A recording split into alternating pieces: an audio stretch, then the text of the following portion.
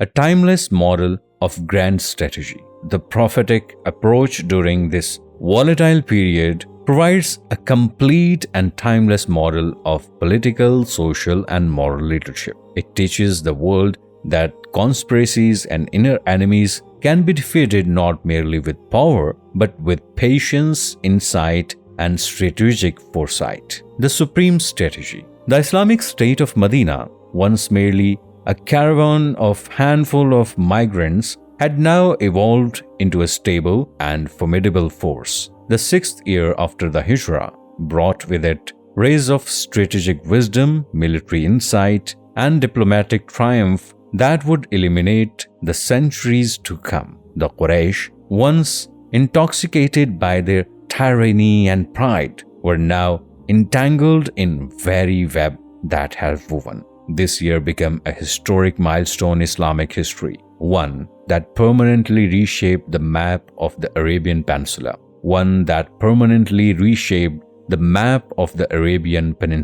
It was in this very year that the Muslim achieved a victory not with swords but through the sheer power of words. It was the Treaty of Hudaybiyah, which appeared as a compromise, but in reality it was a stairway to triumph, a victory disguised as defeat. One night, the Prophet Muhammad ﷺ saw in a dream that he and his companions were performing the circumambulation tawaf of the Kaaba. It was not merely a dream. It was divine glad tidings and a promise from Allah that was destined to be fulfilled. In response, the Prophet ﷺ prepared his loyal companions for this sacred journey. 1,400 radiant souls, hearts burning with longing of the Kaaba and shining with the light of faith, set out unarmed, clothed in the simple garment of the pilgrimage. This was no ordinary journey. It was the pursuit of the most cherished dream of the believers. But when the Quraysh learned of this caravan, their fear of Islam's growing strength, coupled with their political arrogance, stirred within them. They intercepted the Muslims at Hudaybiyah, where an extraordinary scene unfolded, not of swords and bloodshed, but of diplomacy and strategic brilliance. Though clouds of deception loomed from the Quraysh side, the Prophet ﷺ foresight pierced through them, illuminating the path forward. The terms of treaty appeared strange and even harsh. The Muslims would return to Medina without performing Umrah that year. They would be allowed to enter Mecca the following year for 3 days unarmed. Any Meccan who fled Medina would be returned, but those fleeing from Medina to Mecca would not be repatriated. There would be no war between the two sides for 10 years, and both parties could enter into alliance with any tribe they wished. These conditions caused great unease among the companions. The sword of Umar ibn al-Khattab radiyallahu an itched for action, but the wisdom of the Prophet ﷺ remained composed. What appeared to be a setback was, in truth, a prelude to an overwhelming victory. The Prophet ﷺ infused such power into his words that even the sharpest of Quraysh swords could not match. This treaty opened the doors of Islam to the entire Arabian Peninsula. History bears witness that within just 2 years of this agreement, more people embraced Islam than had done so in all the years prior. This was a moment when insight triumphed over haste and wisdom prevailed over emotion. Bayt-e-Ridwan, the pinnacle of loyalty, pledge of Ridwan, a testament of unshakable devotion. Before the treaty was concluded, an event occurred that showed the world the unmatched loyalty and sacrifice of the Muslims. When the Prophet ﷺ sent Uthman ibn Affan radiyallahu an to Mecca for negotiations, a rumor spread that he had been martyred. This news ignited a fire in heart of the believers. But instead of letting emotions erupt, the Prophet ﷺ transformed their passion into a solemn convent. Under a tree, the Prophet ﷺ took an oath of allegiance from his companions that if Usman had indeed been killed, they would fight to death in retaliation. This pledge became a moment when faith and sacrifice reached their peak. Allah Himself honored this pledge in the Qur'an. Indeed, those who pledge allegiance to you, O Muhammad, under the tree, they are actually pledging allegiance to Allah. Suratul Fath, Ayah 10. This pledge sent a clear message to the Quraysh. These were no ordinary men. They were lovers of the Prophet, willing to lay down their lives at his feet. This was no ordinary allegiance. It became an eternal lesson in loyalty and steadfastness for all future generations of Muslims. Key triumphs: political stability. The Treaty of Hudaybiyah granted the Muslim the breathing space they needed to openly propagate Islam throughout the Arabian Peninsula.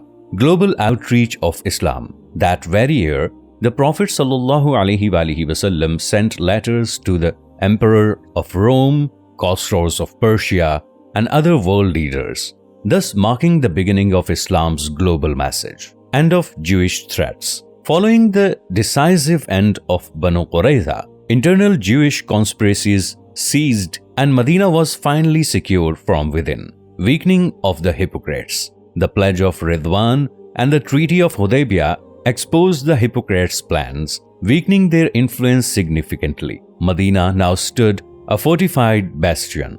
Pathway to the conquest of Mecca. The treaty's terms ultimately handed Muslims the political, military, and social upper hand, culminating just 2 years later in the triumphant conquest of Mecca. Wisdom and foresight. This year declared that it is not always the sword that reshapes the world, but rather intellect, strategy, and patience. The Quraysh, once drunk with power, were now left helpless before the Prophet ﷺ's unparalleled insight and resilience. This year teaches us a timeless lesson. Not every apparent defeat is a true loss, and not every retreat is failure. It could be the beginning of a far greater plan, and every treaty in reality can lay the foundation for a new and greater victory. The invitation letters, shining stars of wisdom and eloquence. When we look back on human history,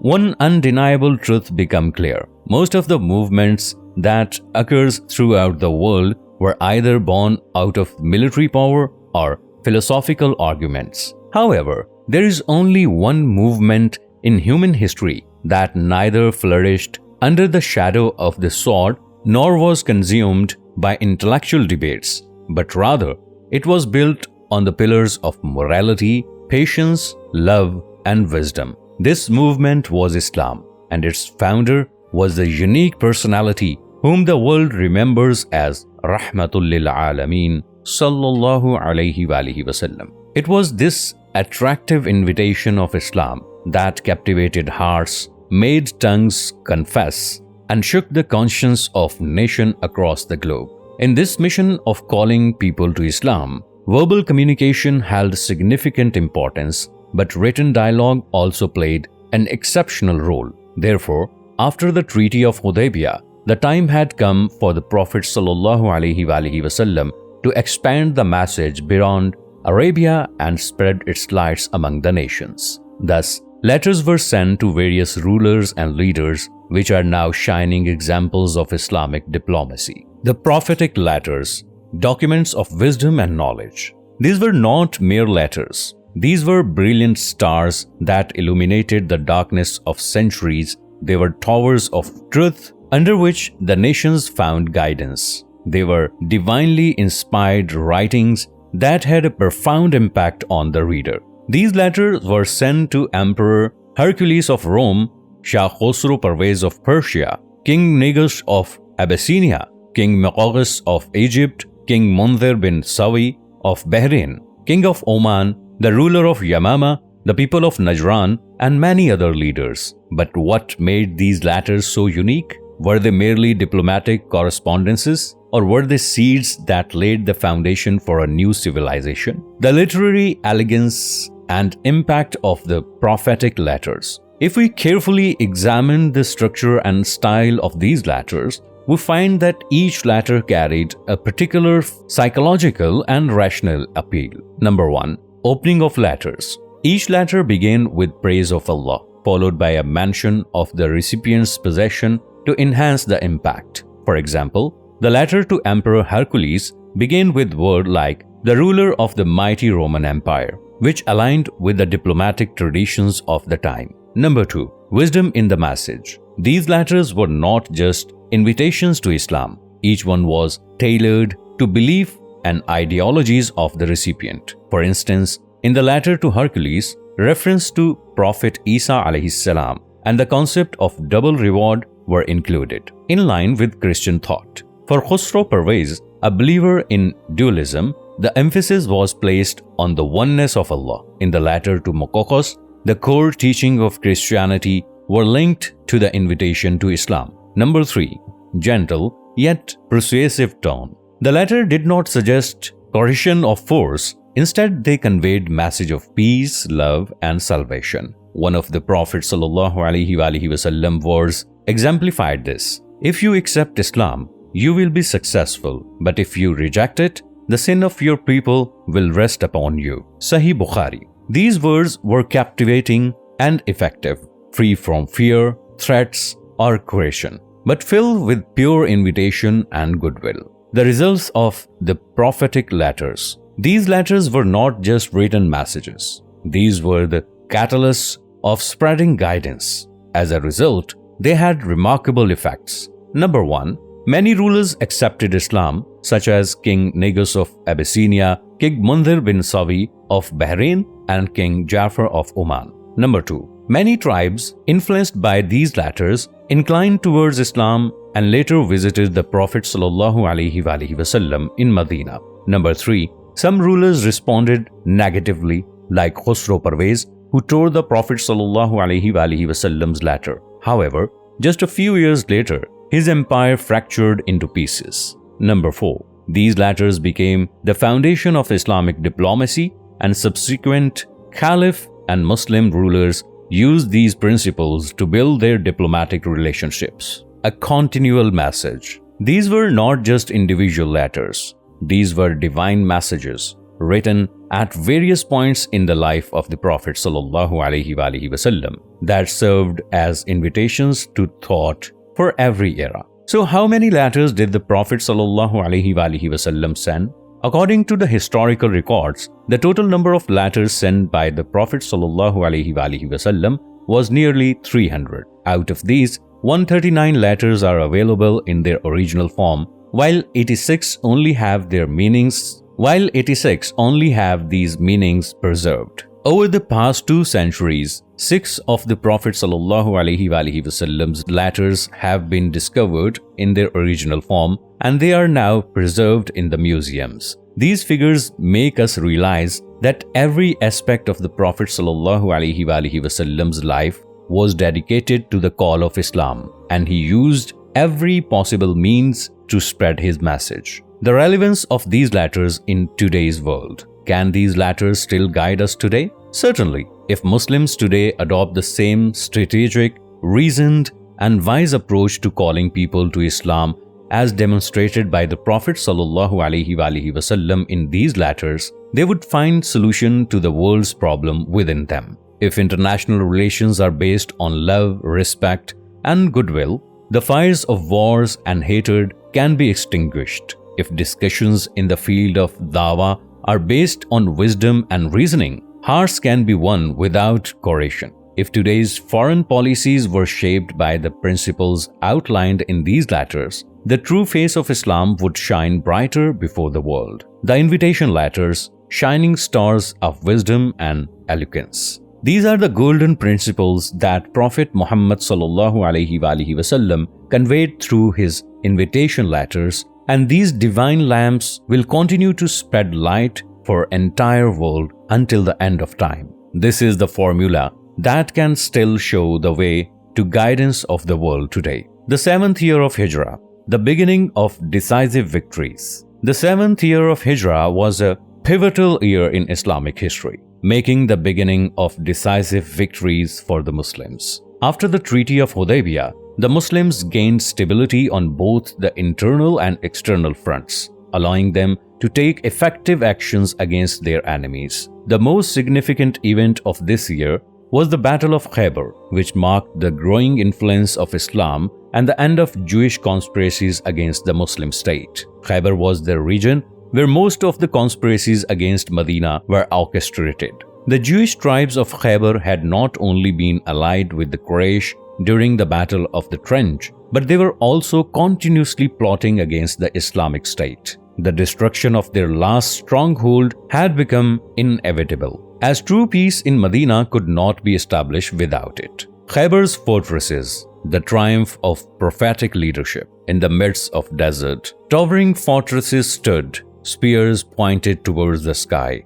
Behind them, the scheming enemies, and on the ground, swords that changed the course of history. This was Khaybar. Khaybar, where the last major Jewish power had taken refuge, from where every plot and poisoned arrow aimed at weakening the peace of Islamic State originated. Khaybar was not an ordinary settlement. It was a collection of 9 strong fortresses, each one considered impregnable in its design. The names of these fortresses spoke of their strength and terror. Number 1, Naim, the first fortress where the battle began. Number 2, Sa'b bin Mu'adh, the largest and most fortified fortress. Number 3, Qamus, the fortress where the Jewish leader Marhab resided. Number 4, Nizar, the fortress of archer and slingers. Number 5, Wathi and Salam, the final stronghold of the Jews. The unstoppable caravan from Medina to Khaybar. When Prophet Muhammad ﷺ decided to lead the campaign to Khaybar, he set out with a battalion of 1,600 devoted followers waving the flag of Islam. The caravan moved under the cover of night, advancing amidst the light of dawn, filled with remembrance of Allah, and each soldier saw the victory in the gleam of his sword. The fall of Fortress Naim, the first decline of Khaybar. The first assault took place in the Fortress Naim, where, despite the fierce resistance from the Jews, the Muslims triumphed. Fortress Qamus, Marhab's pride and the sword of Ali radiyallahu anh. This was the place where the bravest and the most arrogant Jewish leader Marhab came forward. He boasted, "Khaybar knows me. I am Marhab, the one who excels in bravery during the battle." But when Ali ibn Abi Talib radiyallahu anh entered the battlefield, a wave of fear spread through the Jewish ranks. Ali radiyallahu anh challenged Marhab's pride, raised his sword, and with a single blow split both Marhab's arrogance and his body in two. The complete conquest of Khaybar and the treaty. Once all the fortresses were conquered, the Jews requested peace. Their request was accepted and treaty was signed, stipulating that they would continue farming the land but give half of their produce to the Muslims. Benefits of the victory. Number 1, the Jewish power in the region was completely eliminated. Number 2, Medina's Islamic State became a major economic force. Number 3, the Quraysh in Mecca were intimidated by the growing strength of the Muslims. Number 4, the conspiracies of the Jew were finally put to rest. The 3 days in Mecca, a display of Islamic glory. Amidst the sands of Mecca, fluttering flags, the watchful eyes of Quraysh, the takbirs ringing around the Kaaba, and Prophet Muhammad ﷺ leading a procession. This was the same caravan that had been stopped a year ago. Now, it was entering Mecca with pride, dignity, and magnificence. The Treaty of Hudaybiyah and the return of the Muslims. In the 6th year of Hijrah, when Prophet Muhammad ﷺ intended to enter Mecca and perform Umrah, the Quraysh blocked the path. This led to the Treaty of Hudaybiyah, one of the terms of which stipulated that the Muslim would return that year and come the following year to perform Umrah. This was a great trial for the Muslims, but in reality, this treaty laid a foundation for a great victory, as it led many tribes to embrace Islam and weakened the power of the Quraysh. Return to Mecca, the moment that was destined. In the month of Dhul Qa'dah, 7th Hijrah, the same month when the event of Hudaybiyah occurred, the Muslims were now ready to fulfill their promise. Prophet Muhammad sallallahu alaihi wasallam, accompanied by 2,000 loyal followers, set out towards Mecca. This journey was not merely for the fulfillment of a religious duty, but also a declaration that the Muslims remained steadfast to their promise. And now they would enter Mecca without any hindrances, a scene of grandeur and dignity. The streets of Mecca were silent, the people were shut in their homes, and the Quraysh were helpless. This was the same Mecca where Prophet Muhammad sallallahu alaihi wasallam and his companion had been persecuted. But today, those same streets were being traversed by Allah's righteous servants. It was the same Kaaba, but now the cries of Allahu Akbar echoed in its courtyard. Prophet Muhammad sallallahu alaihi wasallam, mounted on his camel, was approaching to the Kaaba, surrounded by his companions, these faces shining with patience and resolve. Tawaf of the Kaaba and the Quraysh testifying glances. When the Muslims began the Tawaf of the Kaaba, the Quraysh mocked them, saying, "The hardship in Medina have weakened the Muslims." Hearing this, Prophet Muhammad sallallahu alaihi wasallam, the fast-paced walking be performed during the Tawaf to demonstrate the strength and courage, showing the Quraysh that the Muslims were not weak but stronger than ever. This practice continues in Umrah and Hajj today. 3 days of grace and Islamic dignity. According to the treaty, the Muslims were allowed to stay in Mecca for 3 days. During this time, Prophet Muhammad sallallahu alaihi wasallam and his companions prayed freely at the Kaaba, offered sacrifices, and firmly established their presence in the city. The Quraysh watched in awe. Their arrogance had faded, and they were helpless, and they saw the Muslim worshipping in their ancestral city. These 3 days were in fact a preview of an eventual conquest of Mecca, as it became clear that the Quraysh would not hold Mecca's sovereignty for much longer. The return of Islamic glory. This Umrah was not just an act of worship. It symbolized the victory of patience, the reward of perseverance, and the promise of future success. It was the moment when the history wrote that those who are patient for the sake of Allah are given a position beyond their imagination. It was the day when the people of Mecca realized that Islam was not just religion, but a light that dispels every darkness. The first battle with the Byzantine Empire. In the 8th year of Hijrah, the Islamic army faced a trial that further solidified the Islamic State in the Arabian Peninsula and declared Islam's presence in Byzantine-controlled regions. This battle took place in location of Motha, and it is known as the first direct confrontation between Islam and the Byzantine Empire. Background: the killing of a messenger and the start of the war. This battle occurred after the martyrdom of Prophet Muhammad sallallahu alaihi wasallam's envoy, Harith ibn Umair. The Prophet had sent him with a letter inviting the governor of Basra, a city in modern-day Syria under Byzantine control, to Islam. However, on the way, he was captured and killed by the Ghassanid leader, Shurabil ibn Amr. The killing of a messenger was a blatant violation of international law, as envoys were protected under treaties. Haris was the only one among the Prophet Muhammad sallallahu alaihi wasallam's messengers who had been killed, and it was this act that led Prophet Muhammad sallallahu alaihi wasallam to decide on a formal military response. The goal was not only to avenge Haris' death, but also to send message to the Byzantine Empire and its allies that attacks on Islamic diplomatic missions would not be tolerated. Preparation and leadership of the Muslim army. Prophet Muhammad sallallahu alaihi wasallam organized an army of around 3,000 companions, and he appointed 3 great leaders for the army. Number 1, Zayd bin Harith, the commander-in-chief in the Islamic army. Number 2,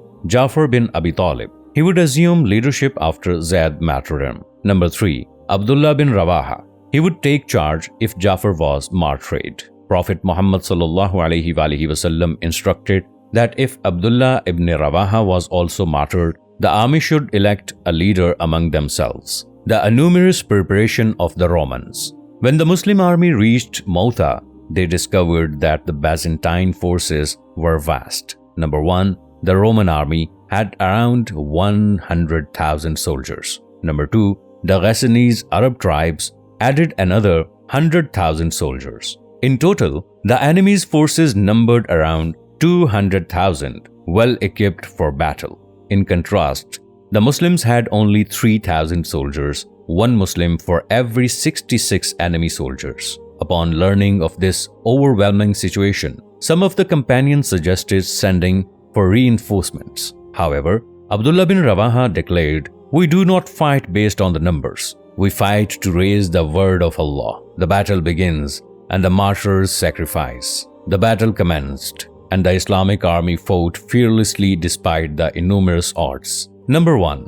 The first standard bearer was Zayd bin Haritha, who fought valiantly but was eventually martyred after facing a barrage of arrows and spears. Number 2. Second flag bearer, Hazrat Jafar Tayyar radiyallahu an. He fought with exceptional bravery, even after his right hand was severed by the enemy, taking his flag in his left hand. When his left hand was also cut off, he held the flag on his chest. Ultimately, the enemy killed him with a spear. The Prophet Muhammad ﷺ later remarked, "Allah granted Jafar 2 wings with which he flies in paradise." This is why he is called Jafar Tayyar, Jafar, the one who flies in paradise. Number 3. Third flag bearer, Hazrat Abdullah bin Rawaha radiyallahu an. Before entering the battlefield, he paused for a moment, as though waging internal battle with himself. Then he said, "O soul, do you not desire paradise?